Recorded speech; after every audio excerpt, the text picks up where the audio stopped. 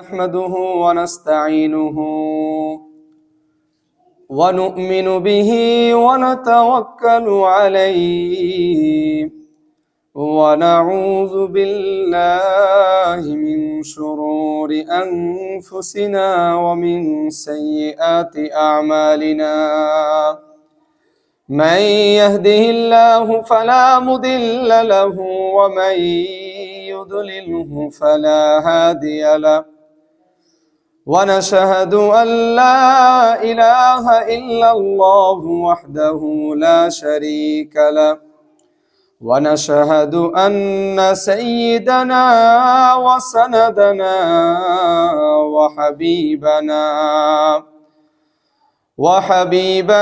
وطبيبنا وطبيب قلوبنا ومولانا محمدا عبده ورسوله، أرسله بالحق بشيرا ونذيرا وداعيا إلى الله بإذنه وسراجا منيرا.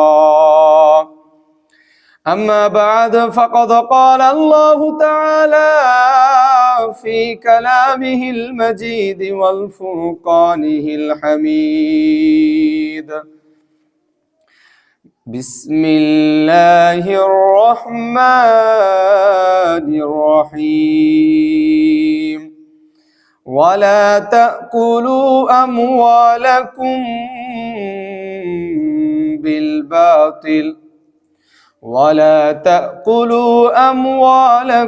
بالباطل وتدلوا بها إلى الحكام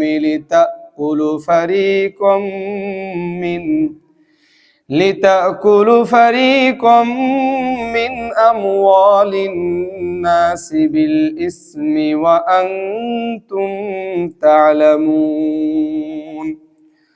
وقال الله تعالى في كلامه المجيد والفرقانه الحميد: ولا تعاونوا على الإثم والعدوان. صدق الله العظيم.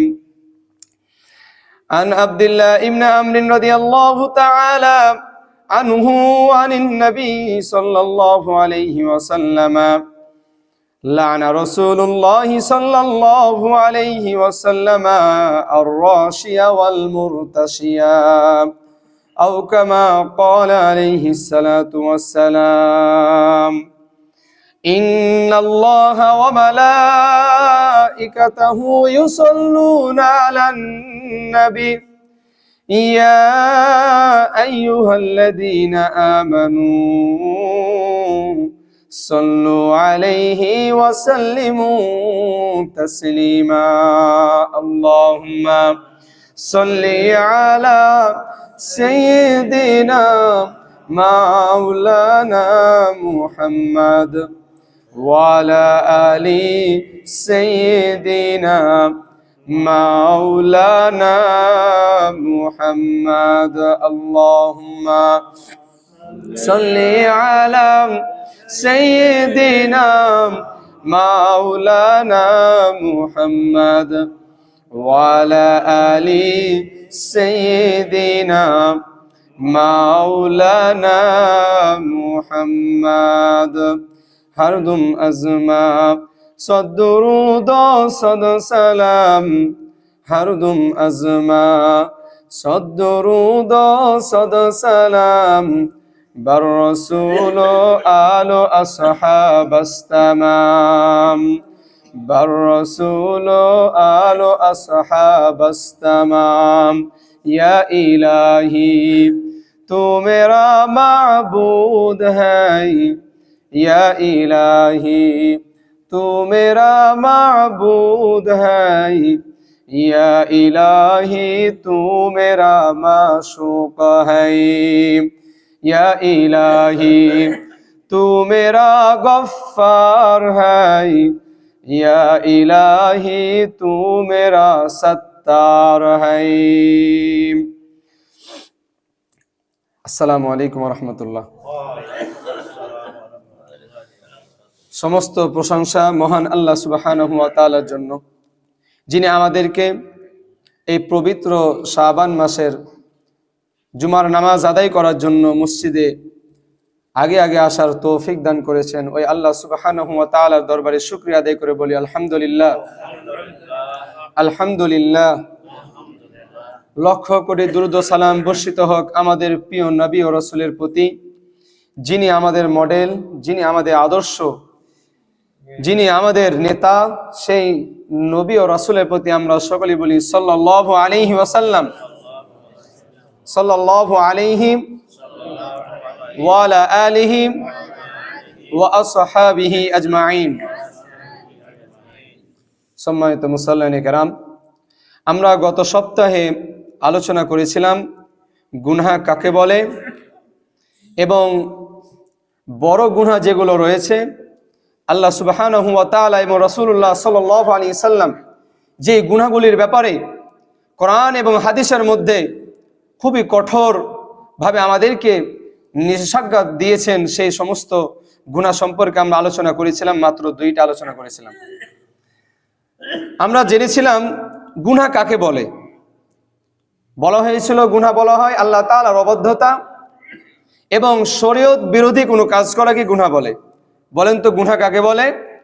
আল্লাহ তাআলার অবাধ্যতা এবং শরীয়ত বিরোধী কোনো কাজ করলে সেটাকে কি বলা হয়? গুনাহ। গুনাহ এমন একটা জিনিস, গুনাহ ছোট হোক অথবা বড় হোক, গুনাহ আপনার আমার জীবন, ইহকালী জীবন, পরকালীন জীবন ধ্বংস করে দিবে, বিনাশের কারণ। বলুন নাউজুবিল্লাহি মিন যালিক। গুনাহ আমার আপনার ইহকালকে যেভাবে ধ্বংস করে দিতে পারে, গুনাহ ঠিক তেমনই ভাবে আমার আপনার পরকালীন জীবনকে বিনাশ করে দিতে পারে না? পারে। এই জন্য আমি আপনাদেরকে এই গুনাহ সম্পর্কে আলোচনা করছিলাম যে আমাদের যেহেতু এই শাবান মাস চলতেছে, এই শাবান মাসের ফজিলতই হচ্ছে গুনাহ মাপের মাস। কোন মাস এটা? গুনাহ মাপের মাস। আমরা 15তম রজনী পার করে দিয়েছি। সেই দিন আলোচনা করেছিলাম যে সেই দিন আল্লাহ সুবহানাহু ওয়া তাআলা অগণিত অসংখ্য মানুষকে ক্ষমা করে দেন।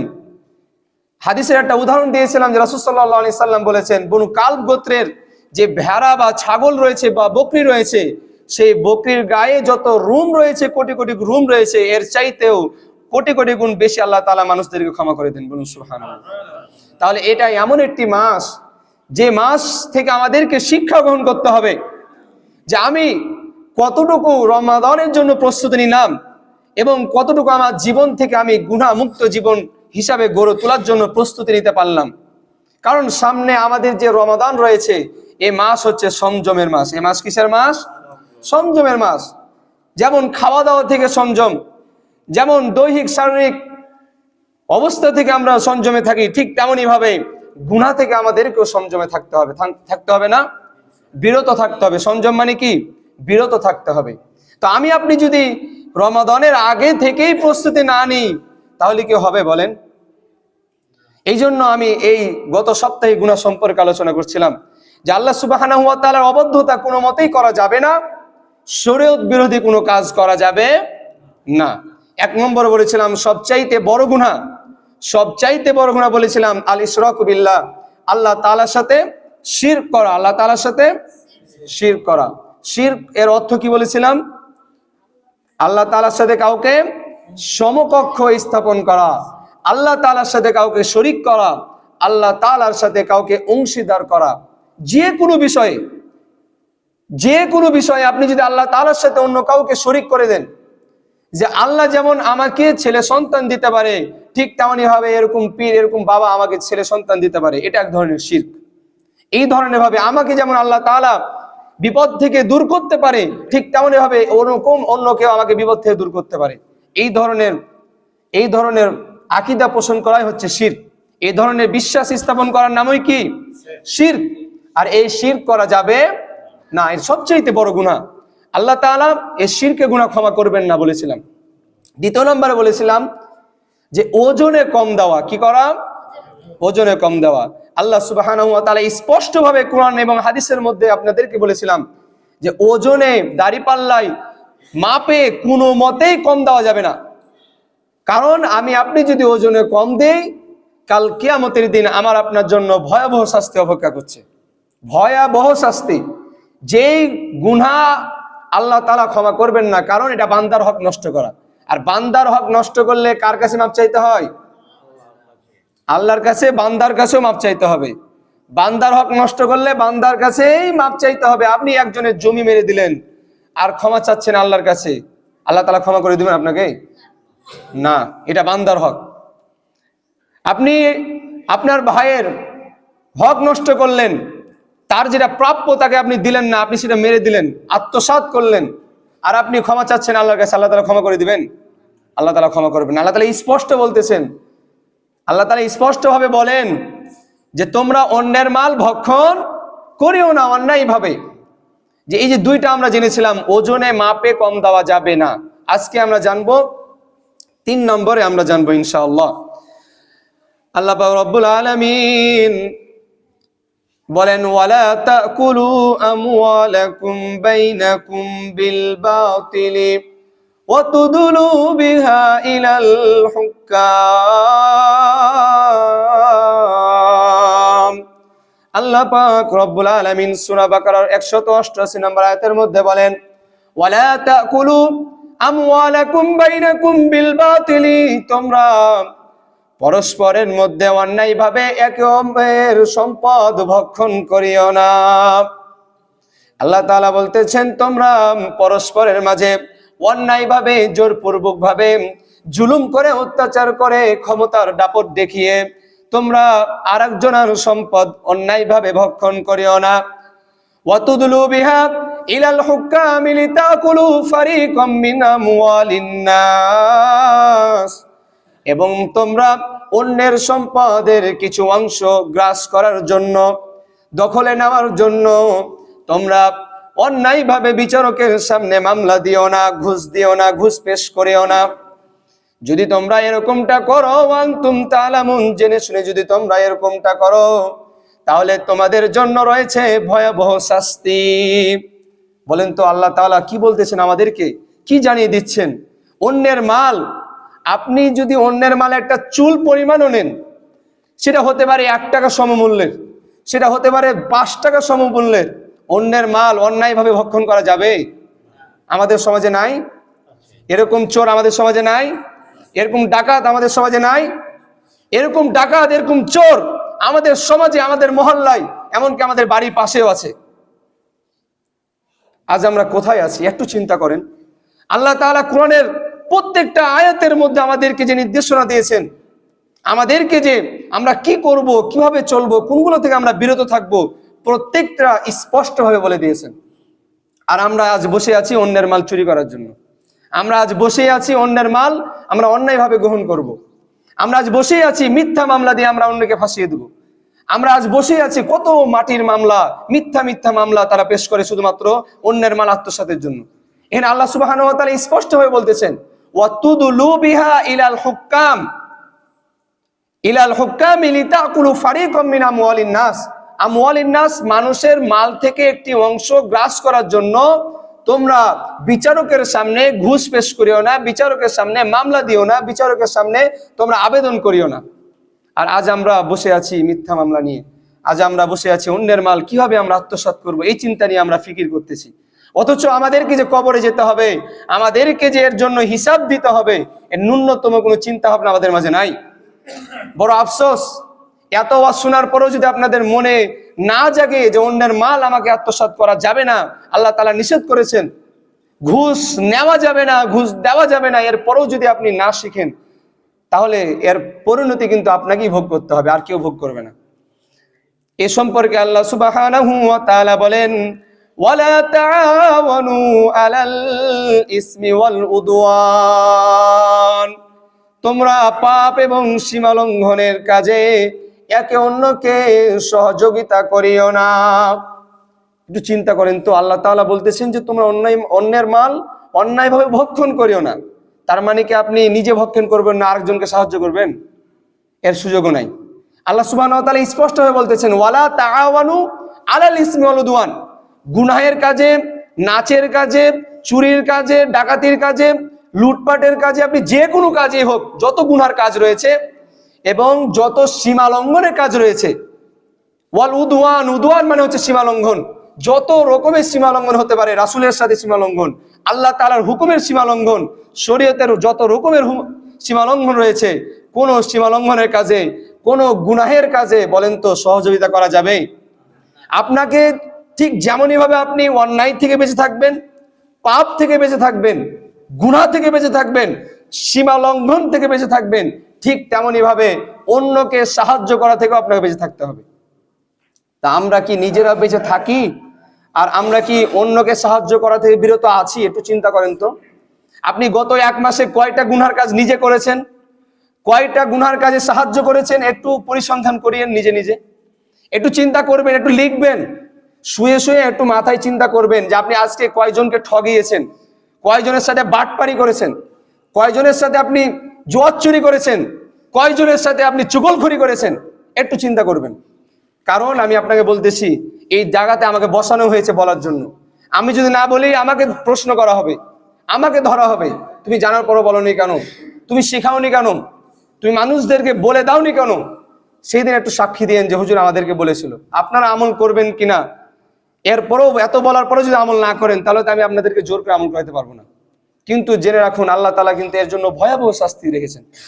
রাসূল সাল্লাল্লাহু আলাইহি ওয়াসাল্লাম বলেন, সুনানে আবি দাউদ হাদিস নম্বর 3580, আন আব্দুল্লাহ ইবনে আমর রাদিয়াল্লাহু তাআলা আনহু قال লানা রাসূলুল্লাহি সাল্লাল্লাহু আলাইহি ওয়াসাল্লাম আর-রাশিয়া ওয়াল মুরতাশিয়া। 3 নম্বর কাবিরা গুনাহ, বড় গুনাহ, যেগুলো আল্লাহ সুবহানাহু ওয়া তাআলা হারাম করেছেন। রাসূল সাল্লাল্লাহু আলাইহি সাল্লাম বর্ণনা করেন, হযরত আব্দুল্লাহ ইবনে আমর থেকে বর্ণিত, রাসূল সাল্লাল্লাহু আলাইহি সাল্লাম ইরশাদ করেছেন, লানা রাসূলুল্লাহ সাল্লাল্লাহু আলাইহি ওয়াসাল্লাম আর-রাশিয়া ওয়াল মুরতাশিয়া। রাসূল সাল্লাল্লাহু আলাইহি সাল্লাম ঘুষ প্রদানকারী এবং ঘুষ গ্রহণকারীর ব্যাপারে লানত করেছেন। কি করেছেন? লানত। আপনি ঘুষ খাবেন তাও আপনার উপর লানত, আপনি ঘুষ দিবেন তাও আপনার উপর কি? লানত। বলেন তো শরীয়তের ক্ষেত্রে হাসি মজাক করে কি ঘুষ দেওয়া যায়? ঘুষ তো ঘুষই। ঘুষ খাওয়া যেমন গুনাহ হারাম, ঘুষ দেওয়াও হারাম। আল্লাহ রাসূলের স্পষ্ট হাদিস। এই যে ঘুষ খায়, এটা এই যে উপার্জনটা, বলেন তো এই উপার্জনটা হালাল না হারাম? হারাম। এই উপার্জনটা কি সকলেই জানেন, তারপরও কেন খায় বলেন তো? কারণ শুধুমাত্র শুনে, আমলের নিয়তে শুনে না, তার আমল করার ইচ্ছা নাই।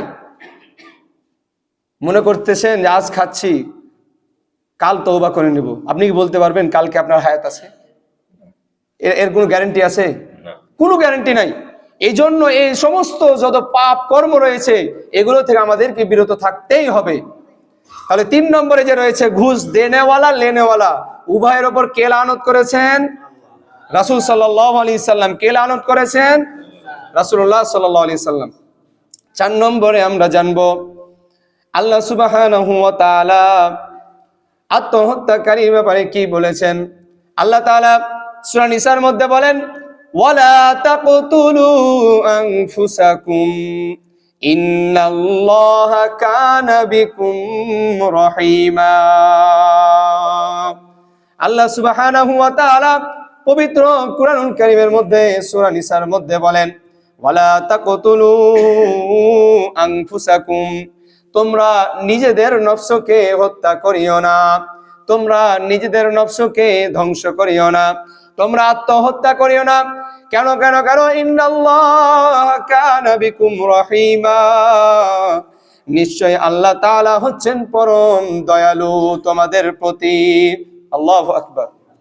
আল্লাহ তাআলা আমাদেরকে বলতেছেন 4 নম্বরে বড় গুনাহ বা কবিরা গুনাহ বা হারাম যেগুলো আল্লাহ তাআলা কঠোরভাবে নিষেধ করেছেন, তার মধ্যে একটা রয়েছে যে আত্মহত্যা করা যাবে না। কি করা যাবে না? আত্মহত্যা। আজ দুনিয়ার কষ্ট, দুনিয়ার দুঃখ বেদনা, দুনিয়ার চিন্তা, দুনিয়ার পেরেশানিতে পড়ে আপনি মনে করতেছেন যে আমার জীবনকে আমি শেষ করে দিব। কিন্তু আল্লাহ তাআলা বলতেছেন যে এটা আমার পক্ষ থেকে, তোমার যে জীবনটা তোমার কাছে আছে এটা আমার পক্ষ থেকে আমানত। বলেন তো আমাদের জীবনটা কার আমানত? আল্লাহ তাআলা পক্ষ থেকে আমানত দেওয়া হয়েছে। এই আমানতকে খেয়ানত করা যাবে বলেন? আল্লাহ তাআলা রব্বুল আলামিন বলেন, তোমরা তোমাদের নফসকে হত্যা করিও না। ইন্নাল্লাহা কানা বিকুম রহিমা, নিশ্চয় আমি তোমাদের প্রতি পরম দয়ালু। যেমনি ভাবে নিজের নফসকে হত্যা করা যাবে না, নিজেকে আত্মহত্যা করা যাবে না, ঠিক তেমনি ভাবে আল্লাহ সুবহানাহু ওয়া তাআলা সূরা বাকারার মধ্যে বলেন, ওয়ালা তুলকু বিআইদিকুম ইলাত তাহলুকা। আল্লাহ তাআলা বলতেছেন, তোমরা তোমাদের হাতকে ধ্বংসের মধ্যে ফেলে দিও না। ঠিক যেমনই ভাবে নিজেকে আত্মহত্যা করা যাবে না, ঠিক তেমনই ভাবে কোনো কাজে নিজের নফসকে ধ্বংসের মুখে ফেলা যাবে না। নিজের নফসকে কোনো ধ্বংসের মুখে ফেলা যাবে না, নিজের হাতকে কোনো ধ্বংসের মুখে ফেলা যাবে না, নিজের জবানকে কোনো ধ্বংসের মুখে ফেলা যাবে না, নিজের পুরো শরীরকে ধ্বংসের মুখে ফেলা যাবে না। আল্লাহ তাআলা বলতেছেন যে শুধুমাত্র নিজের নফসকে হত্যা করিও না, নিজের নফসকে কোনো ক্ষতির মধ্যে ফেলিও না। আল্লাহ তাআলা আরো বলেন, ওয়ালা তাকতুলুন নাফসাল্লাতী হারামাল্লাহু ইল্লা বিল হাক্কি।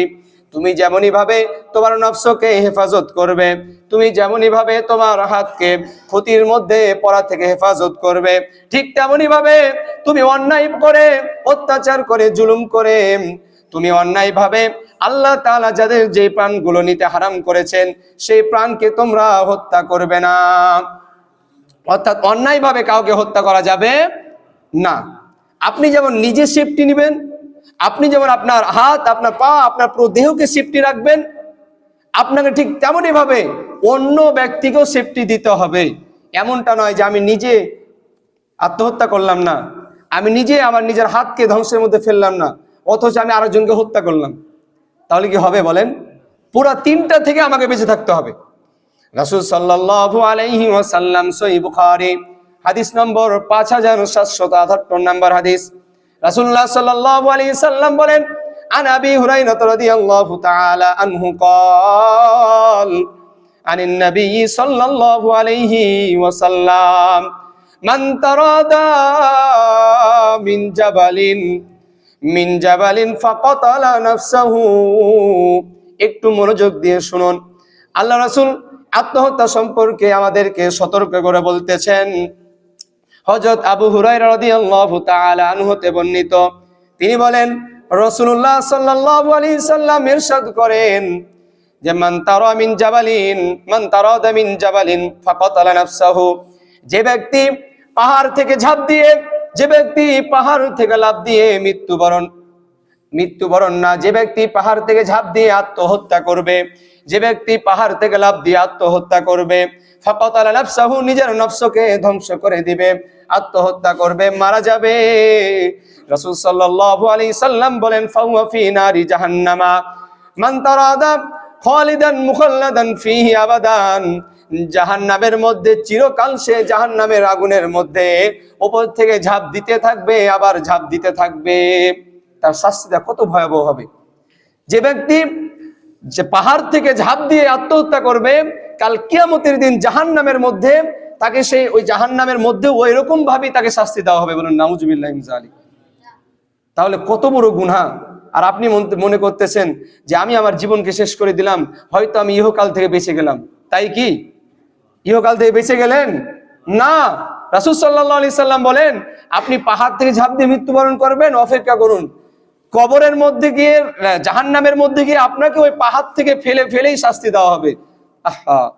তারপরও আজ আমাদের মাঝে আত্মহারা হয়ে গেছি আমরা, আমাদের মাঝে আত্মহত্যার প্রবণতা বেড়ে গিয়েছে দিন দিন। রাসূল সাল্লাল্লাহু আলাইহি ওয়াসাল্লাম বলেন, ওয়ামান তাহাসসাসুমান ফাকাতালা নাফসাহু। যে ব্যক্তি বিষ পান করে আত্মহত্যা করবে, নিজের নফসকে ধ্বংস করে দিবে, আল্লাহ রাসূল সাল্লাল্লাহু আলাইহি ওয়াসাল্লাম বলেন, ওই ব্যক্তির হাতে বিষ দিয়ে দেওয়া হবে এবং ফাওয়া ফি নারি জাহান্নামা খালিদান মুখাল্লাদান ফিহা। ওই ব্যক্তি কাল কিয়ামতের দিবসের পর, জাহান্নামের ফয়সালা হওয়ার পর তার হাতে বিষ থাকবে, সে বিষ পান করবে আর জাহান্নামের আগুনে পুড়তে থাকবে। নাউজুবিল্লাহি মিন যালিক। তাহলে বিষ পান করলে কিয়ামতের দিন জাহান্নামের মধ্যে সে কি হবে? শাস্তি পাবে। বিষ পান করতেই থাকবে, সে বিষ পান করতেই থাকবে। রাসূল সাল্লাল্লাহু আলাইহি সাল্লাম আরো বলেন, যে ব্যক্তি ওমান কতালা নাফসাহু ফাহাদিদাহু, যে ব্যক্তি লোহা বর্ম দ্বারা, যে ব্যক্তি লোহার কোনো অস্ত্র, লোহার বর্ম দ্বারা অথবা লোহার ছুরি দ্বারা ইত্যাদি যে কোনো দ্বারা নিজেরকে হত্যা করবে, আত্মহত্যা করবে, রাসূল সাল্লাল্লাহু আলাইহি ওয়াসাল্লাম বলেন ফি বাতনিহি ফি নারি জাহান্নামা খালিদান মুখাল্লাদান ফিহা আবাদান, কাল কিয়ামতের দিনের পরে জাহান্নামের মধ্যে ওই ব্যক্তিকে একটি লোহার বর্ম তার হাতে দিয়ে দেওয়া হবে, সে তার পেটে মারতে থাকবে, আবার বের করবে, আবার মারতে থাকবে, এইভাবে তার আযাব একদিন দুই দিন নয়, চিরকালের জন্য হতে থাকবে। নাউজুবিল্লাহি মিন যালিক। তাহলে বলেন তো, আত্মহত্যা সম্পর্কে আল্লাহ তাআলা কত কঠোরভাবে, আল্লাহ রাসূল কত কঠোরভাবে আমাদেরকে নিষেধাজ্ঞা দিয়েছেন, অথচ আমরা আজ হাই হুতাশ হয়ে মনে করতেছি যে আমি আত্মহত্যা করে দিলেই হয়তো আমি বেঁচে গেলাম, কিন্তু আসলে বেঁচে নয়, সে বাঁচবে না, পরকালে তার জন্য ভয়াবহ শাস্তি অপেক্ষা করছে। সম্মানিত হাজিরিন, এই যে ভয়াবহ শাস্তি, ভয়াবহ গুনাহ সম্পর্কে আল্লাহ তাআলা আমাদেরকে নিষেধ করতেছেন, রাসূল সাল্লাল্লাহু আলাইহি সাল্লাম আমাদেরকে ব্যাখ্যা করে স্পষ্ট পদে পদে আমাদেরকে বুঝিয়ে দিচ্ছেন, তারপরেও আমরা গুনাহ করতেছি, তারপরেও আমরা ওজনে কম দিতেছি, তারপরেও আমরা ঘুষ আদান প্রদান হচ্ছে, তারপরেও আমাদের মাঝে আত্মহত্যা হচ্ছে। আল্লাহ সুবহানাহু ওয়া তাআলা আমাদেরকে এই সমস্ত কাজ থেকে হেফাজত করে, আমরা সকলে আল্লাহুম্মা আমিন। আরেকটি 4 নম্বর হচ্ছে মিথ্যা অপবাদ দেওয়া। এ সম্পর্কে কোরআনের মধ্যে একটা বড় ঘটনা রয়েছে, শুধুমাত্র একটা আয়াত বলবো। আল্লাহ পাক রব্বুল আলামিন সূরাতুন নূরের 4 নম্বর আয়াতের মধ্যে বলেন, ওয়াল্লাযীনা ইয়ারমুনাল মুহসানাতি সুম্মা লাম ইয়াতু বিআরবা'াতি শুহাদা আফাজলিদুহুম 80 জালদাতান ওয়ালা তাকবালু লাহুম শাহাদাতান আবাদা ওয়া উলাইকা হুমুল ফাসিকুন। আল্লাহ তাআলা বলেন, ওয়াল্লাযীনা ইয়ারমুনাল মুহসানাত, যারা সতীসাধী নারীর ওপর, যারা ভালো নারীর ওপর, পরেজগার নারীর ওপর মিথ্যা অপবাদ দেয়, মিথ্যা অপবাদ আরোপ করে, মিথ্যা ঘটনা, মিথ্যা কাজ তার উপর চাপিয়ে দেয়। আল্লাহ রাব্বুল আলামিন বলেন, মিথ্যা অপবাদ আরোপ করার পরে সুম্মা লাম ইয়াতু বিআরবা'াতি শুহাদা, তারা চারজন সাক্ষী উপস্থিত করতে পারে না, তারা 4 জন সাক্ষী উপস্থিত করতে সক্ষম হয় না। আল্লাহ রাব্বুল আলামিন বলেন, ফাজলিদুহুম 80 জালদাতাও ওয়ালা তাকবালু লাহুম শাহাদাতান আবাদা। আল্লাহ তাআলা তাদের জন্য 2টি শাস্তির কথা উল্লেখ করেছেন। 1 নম্বরে হচ্ছে ফাজলিদুহুম 80 জালদা, তাদের জন্য কাল কিয়ামতের দিন এবং জীবনে এই কালে, ইহকালে তাদের জন্য 80 বেত্রাঘাত হবে। কতদিন? 80। 80 জালদা, তাদেরকে 80 বেত্রাঘাত করতে হবে। বলেন তো কখন? যখন তারা একজন সতীসাধী নারীর ওপর মিথ্যা অপবাদ দিবে।